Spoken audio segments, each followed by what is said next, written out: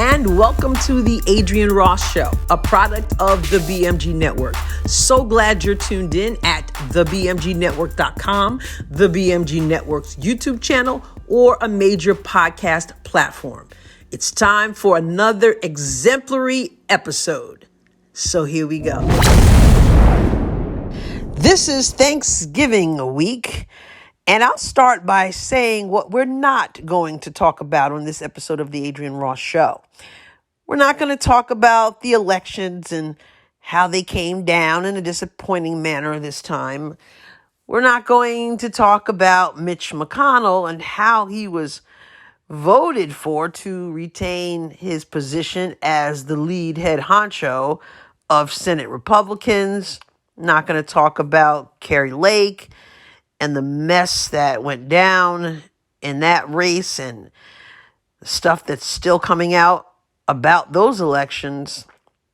Not going to talk about the runoff coming up in Georgia, where Herschel Walker is still in the running and fighting to get to the Senate to fight for the American people.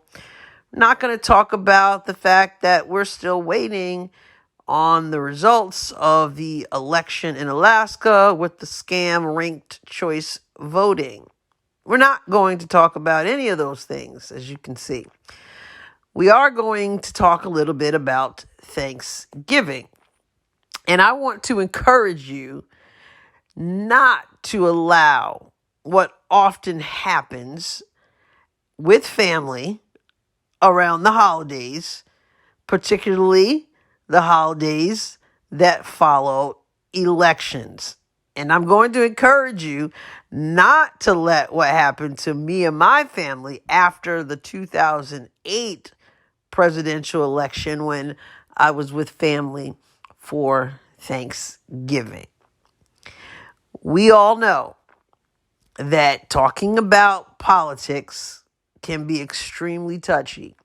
I'm not one of those people who generally says never talk about politics and religion with people. No, obviously, I talk a lot about politics, and I don't have a problem necessarily talking about politics with people who disagree with where I stand. So I'm not saying never engage in those kinds of conversations. I am saying that sometimes that's just not a good idea when you're trying to sit around after you've gorged yourself on Thanksgiving dinner. And I'll take you back to 2008, Thanksgiving 2008, after Barack Obama was the winner in the election against John McCain, the late Senator John McCain. And we got through the day and we got through dinner, and then someone in the family, I think it was my uncle first, who brought up the election. And I purposely would prefer not to talk about politics in my family. And sometimes I just prefer not to talk about it in general. You go to the hairdresser. I haven't experienced it now with my current hairdresser, but in the past I would go to the hairdresser and people would just assume that you believe a certain way because, unfortunately, I've talked about this. Unfortunately, when you're black, people just expect you to be a Democrat, expect you to support other people because they're black as well. And, I don't roll like that. If you don't know what I mean, then make sure you check out my podcast episode last week, in which I had to deal with that very sternly. Don't try to put me in a box. But I just try to avoid that with my family in particular. I have. And I was trying to avoid it that Thanksgiving evening. But my uncle mentioned something. I'm trying to remember. So much time has gone by since then. But he brought up, as I recall, what I thought about Sarah Palin, I believe. And I was trying to just skirt around the issue. I was obviously very unhappy with Barack Obama being elected. And I tried to avoid it, but the they kept pushing it. He kept pushing it, and then my aunt kept pushing it, and so I eventually engaged. My aunt made some comments about Sarah Palin being, oh, she's just talking about being a hockey mom. She just, nobody care about you being no hockey mom. We want to know what you can do for the country, And so eventually the conversation got into the issue of abortion and where Barack Obama stands on that issue. And I was very stern about that because obviously he was very radical and is, I'm sure, still radical in that position, not even as a senator being willing to vote to take care of a child, a baby born after a botched abortion, much like we've seen in these elections that I said I wasn't going to talk about that we just had, the midterm elections, and people who just are absolutely out of their minds and radical and have no respect at all for life in the womb and even after, unfortunately and sadly, and God help us. But anyway, so that issue came up and it just got really heated. The whole political thing. Thank God we had already eaten because it would have ruined my appetite, I'm sure. It ended with me just dismissing myself from the conversation that was heated and just going upstairs. I was visiting my family and I just went upstairs to the room that I was sleeping in the house that I was going to be sleeping in the house, and I was just livid. I was absolutely livid. One, I tried to avoid the conversation. Two, I didn't appreciate the manner in which I was spoken to as if I were a child and not an adult, and it just was ugly. And so generally around this time, I advised people do everything possible not to allow politics to ruin family time. And I have joked in the past that if you're sitting around the table and somebody brings up something political, somebody, if you have a family of people on the left, somebody probably is bound to say something about Trump being putting himself out there again to run for office. Somebody's bound to say something. I don't care if you have to yell fire, fire as you're trying to pass the turkey. Do what you have to do to avoid a fight with the family. It's not worth it, especially on a holiday. We want to be able to appreciate our families. And the truth of the matter is families have their own political leanings. They have their own perspectives.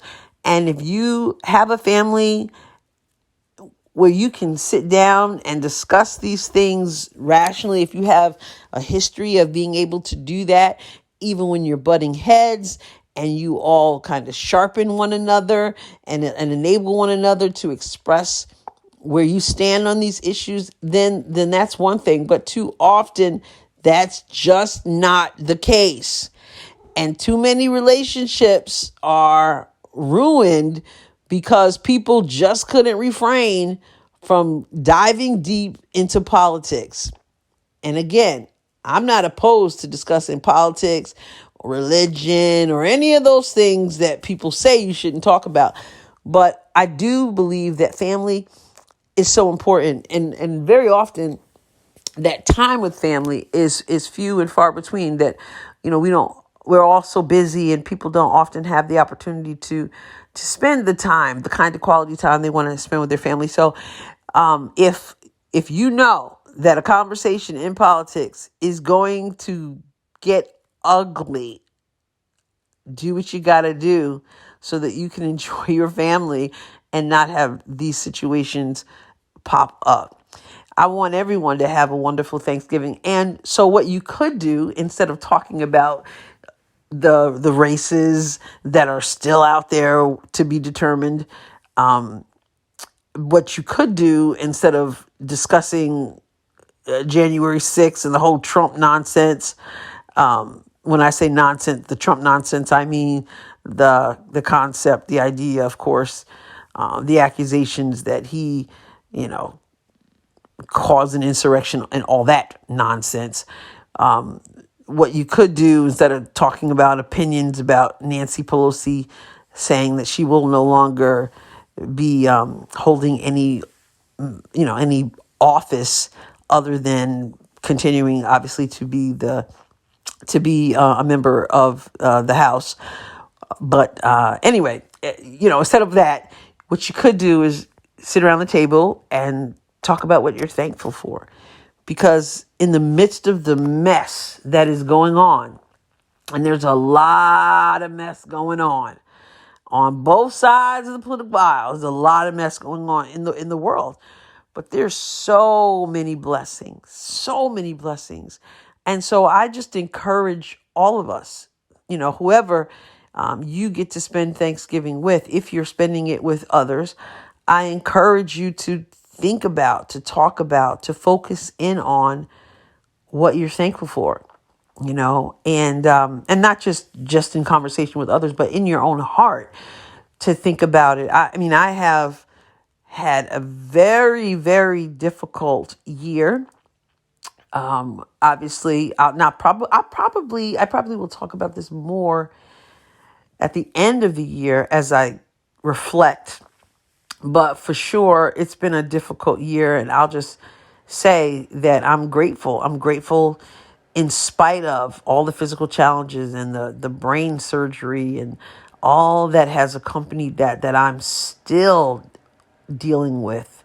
And it's been some tough years, in addition with, family issues and as people age and just seeing them go through stuff that you would never want them to go through and all that. But in spite of that, God is so good. And I'm so grateful for his salvation, that I'm saved, that I know Jesus as my Savior. I'm so grateful that I have a home. That I'm so grateful that I have a job. I'm so grateful for whatever voice that the Lord has given me and enabled me to try to speak truth. There's a lot to be thankful for in the midst of, the trials and tribulations that many of you are not unfamiliar with either. So be thankful for that, and be thankful that you live in a country where there is freedom. And be thankful that there are people willing to stand up for those freedoms that are, unfortunately, under attack. And sometimes we wake up in the morning and we think about the stuff that's going on in the world, and we're like, are you kidding me? Is this science fiction or what? Like, really? But I'm not going to talk about what those things are right now. I'm going to refrain from that. And I'm going to say, I wish you a wonderful, wonderful Thanksgiving. And I just want you to be blessed. And I want you to acknowledge that you're already blessed. So when I say I want you to be blessed, I mean doubly and triply blessed with ongoing, continued blessings. And remember what I said. Don't fall for that innocent loved one who seems to want to have an innocent conversation, and then bam, y'all throwing stuffing and corn and mashed potatoes and sweet potato pie, and some of y'all might be throwing some chitlins around there. Don't go for it. Just yell fire and get up out of there. Whatever you got to do, keep the peace. All right. I will catch you on the next episode of the Adrienne Ross Show. But in the meantime, make sure you go to thebmgnetwork.com and check out the other podcasts there. That, of course, is thebmgnetwork.com, where you will find podcasts that are informative, engaging, enlightening, and entertaining at times. All right. And I'll catch you back here, because you don't want to miss even one episode, as I said, of the Adrienne Ross Show. God bless you abundantly. Happy Thanksgiving. The Adrienne Ross Show was produced and edited in the BMG studio. The music was provided by Kevin MacLeod. Find more episodes of the Adrienne Ross Show at thebmgnetwork.com and major podcast platforms. Be sure to tune in regularly You don't want to miss even one episode.